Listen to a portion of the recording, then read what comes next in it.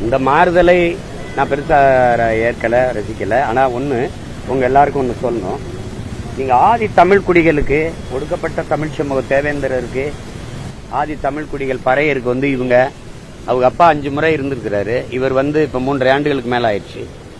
இதுவரை இந்த ஆதிராவர் நலத்துறை தவிர எதுவும் கொடுக்கல. கேட்டா உங்க அண்ணன் ஆராசாவுக்கு நாங்க மத்தியில் அமைச்சர் கொடுத்தோம்ன்றோம். இங்க என்ன கொடுத்தீங்கிறதான் பேச்சு.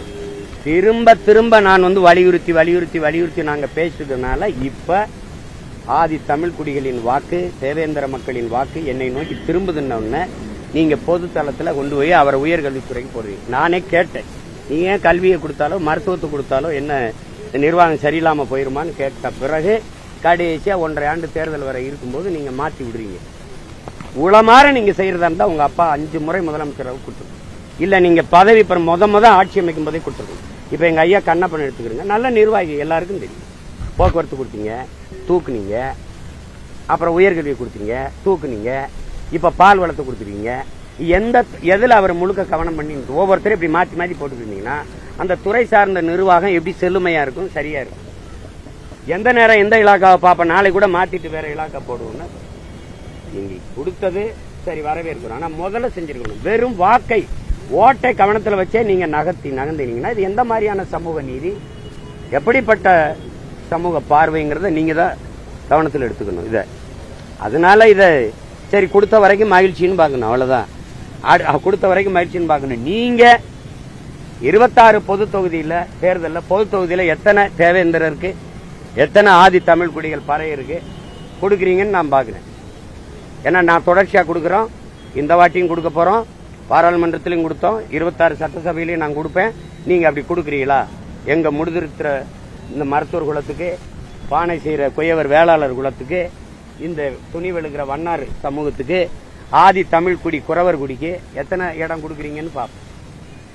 சும்மா வாய்களையே சமூக நீதி சமூக நீதி பேசிட்டு கூடாது. சனாதனத்தை எதிர்க்கிறேன், சனாதனமே உங்க வீட்டுல இருக்கு. இவர் எங்க போய் நாட்டில் எதிர்ப்பீங்க? அப்பா இருப்பாரு கருணாநிதி, அவர்களுடைய மகன்கிற தாண்டி ஸ்டாலினுக்கு என்ன தகுதி வந்து எதுக்கு துணை முதல்வராக நீங்க?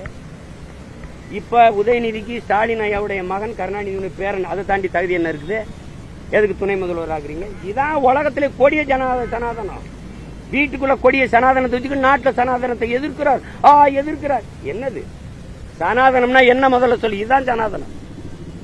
பிறப்பினாலேயே கருணாநிதிக்கு பேரனா பிறந்தது, ஸ்டாலினுக்கு மகனா பிறந்ததுனாலேயே துணை முதல்வராக தகுதி வந்துருக்கு பாரு.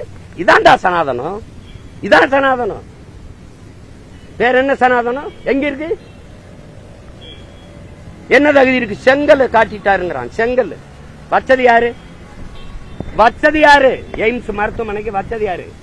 காங்கிரஸ், திமுக, பாமக எல்லாம் கூட்டணியில் இருக்கும்போது அந்த மந்திரி சபையில இருந்த மருத்துவத்துறை அமைச்சர் அந்த எங்க ஐயா அன்புமணி வச்சது அந்த கல்லு. எய்ம்ஸ் மருத்துவமனைக்கு அடிக்கல் நாட்டின பெருமகன் அவர் தான். கூட இருந்தது காங்கிரஸ், நீங்களும். இத்தனை ஆண்டுகள் ஆயிடுச்சு கட்டளை. இப்ப 39 உறுப்பினர் போன முறை கொண்டு போனீங்க, இந்த முறை 40. என்ன பண்ணிட்டு இருந்தீங்க? பேசி கட்ட சொல்லாம என்ன பண்ணிட்டு இருந்தீங்க? அடிக்கல் நாட்டின பிறகு அதுக்கு பிறகு எத்தனை முறை உங்க ஆட்சி இருந்தது? எத்தனை நாள் இருந்தது? 9 ஆண்டுகள் இருந்தது. காங்கிரஸ் 10 ஆண்டுகள் ஆண்டுச்சு. மன்மோகன் சிங் தலைமையில் கட்டாம என்ன பண்ணீங்க?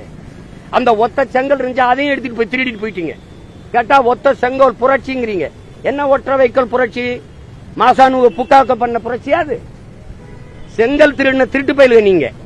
ஒத்த செங்கலையும் திருடிட்டு போயிட்டு இதுல பெரிய ஒற்றை செங்கல் புரட்சி வெளியில சொல்லாதீங்க. கேவலமா இருக்கு, கேவலமா இருக்குது.